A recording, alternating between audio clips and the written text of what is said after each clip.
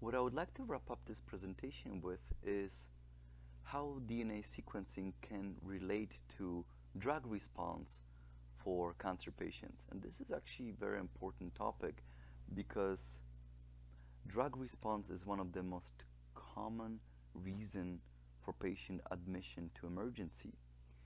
And we are talking about almost half of all patients admitted to emergency can be due to any medication that is being taken, and almost 1/3 of them will be due to chemotherapy related side effects.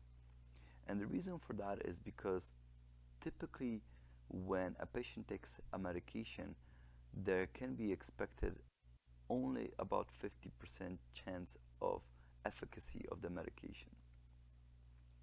So in essence, what we're talking about is that anytime we take a drug or medication, it's totally trial and error for a patient whether that medication will truly work or not.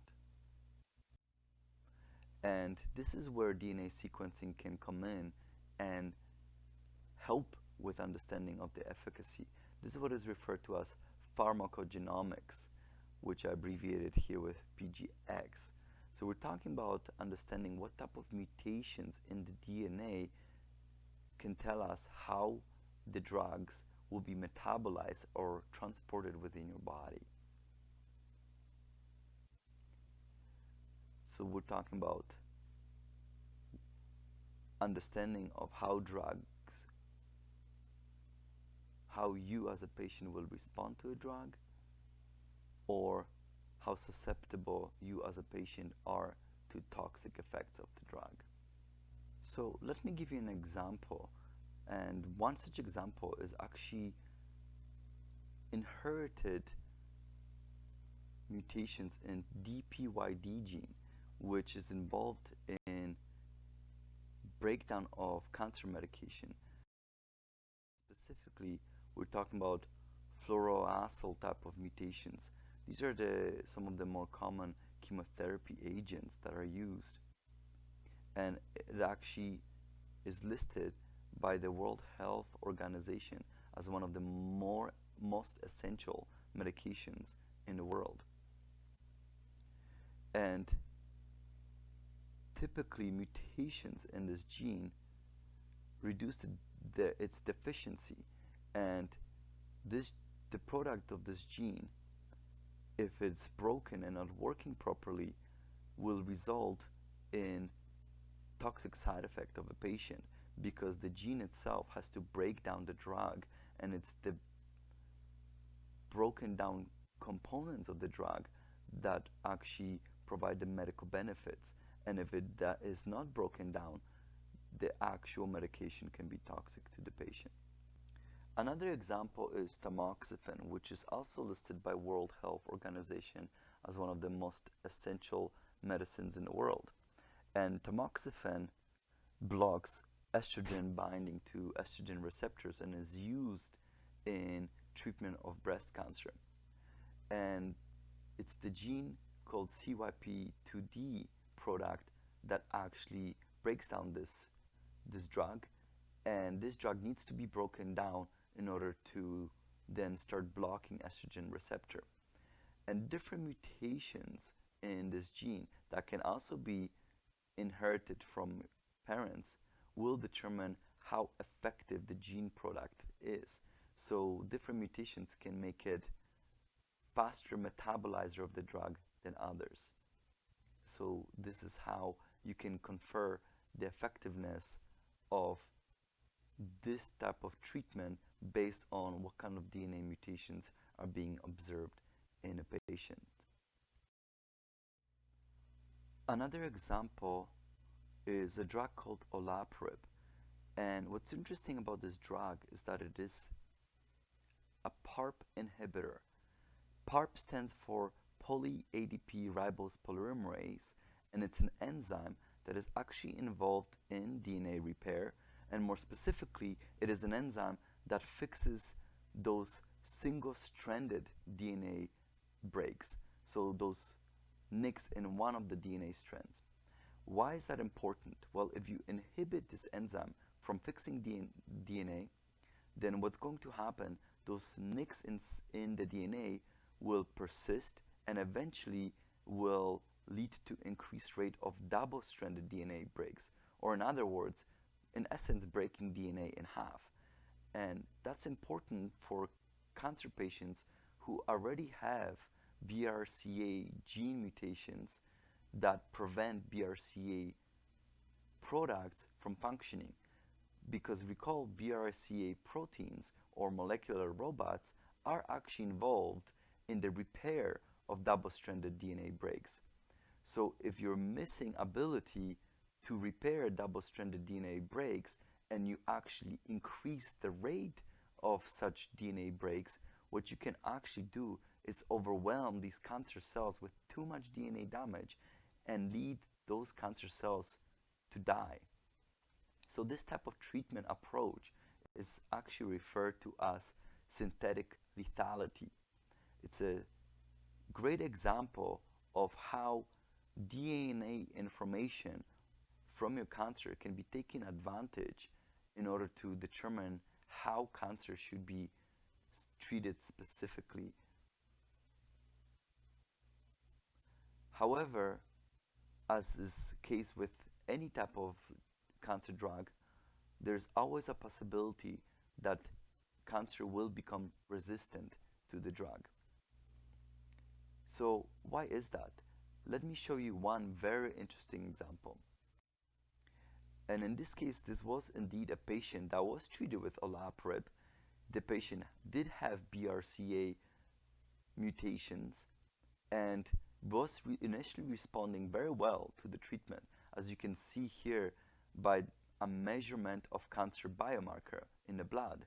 So you can see initially as the treatment started, the cancer biomarker started dropping until eventually cancer became resistant and the cancer biomarker started to dramatically increase in the blood of this patient, and this particular treatment was discontinued. So what happened? Here at the very top, what we see is what is a wild-type BRCA2 gene, meaning this is what a normal gene would look like. Below that is the mutation seen in that particular patient. And as you can see, this patient had a segment of the gene missing, which resulted in faulty protein product, meaning one of those molecular robots was not working properly, which is why this particular patient was able to respond to Olaprip initially.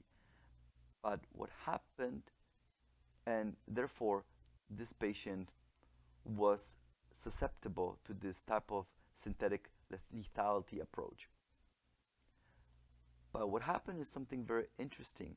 Eventually, this type of mutation that this patient had was altered within the cancer, and in essence, it restored the original function of the BRCA gene. And it means is that this patient no longer had faulty double-stranded DNA break repair. So Olaprip inhibitor was no longer serving its proper purpose.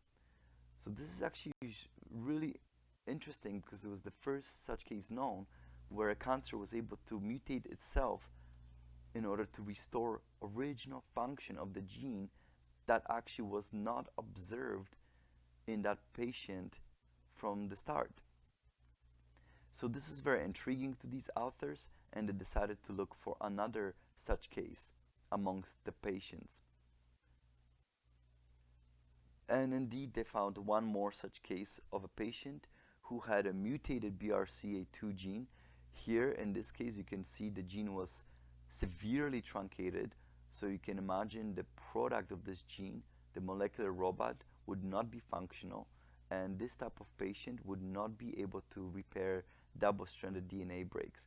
This is what caused the cancer in the first place, and why this patient was able to be treated with Olaprip in order to actually kill the cancer cells. But this is what's amazing.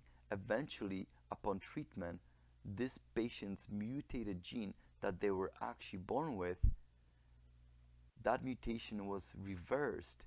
So the cancer cells managed to reverse that mutation and restore the function of the BRCA2 gene, so that now these cancer cells were able to fix double-stranded DNA breaks and become resistant to Parp inhibitors.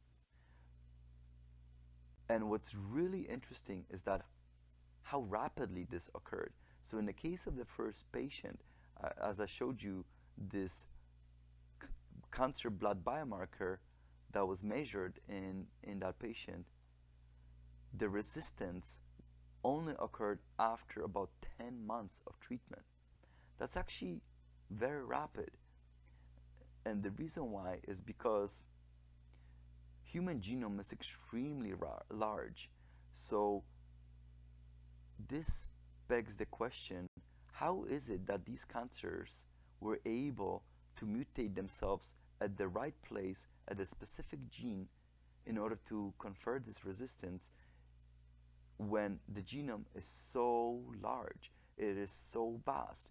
If we were to talk about random mutagenesis, one would imagine that it should take much longer period of time than what was observed with this patient.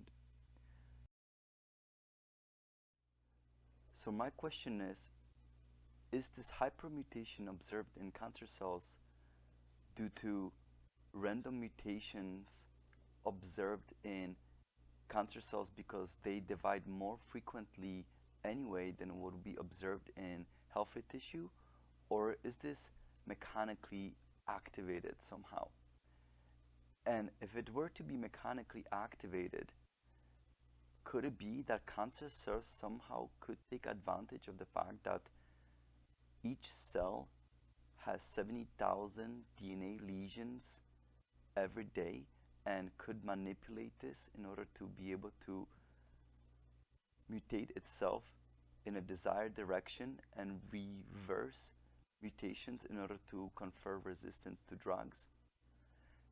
And if we could pretend that is indeed the case, imagine if we were able to actually take advantage of this and be able to mutate cancer cells at our will as well, to the same degree that somehow these cancer cells can mutate themselves in order to develop drug resistance. So to summarize the most important points of the presentation, between 10 to 20% of breast and ovarian cancers actually show inherited predisposition.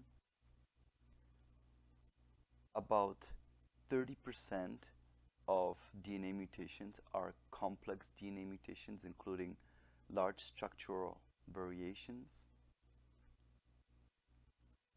About 50% of cancer predisposing mutations would fail guidelines for DNA sequencing tests. Gene panels are standard. However, genome sequencing is the best method for analyzing DNA information, including cancer predisposition as well as somatic cancer mutations. And for cancer predisposition, genome sequencing can double the rate of discovery.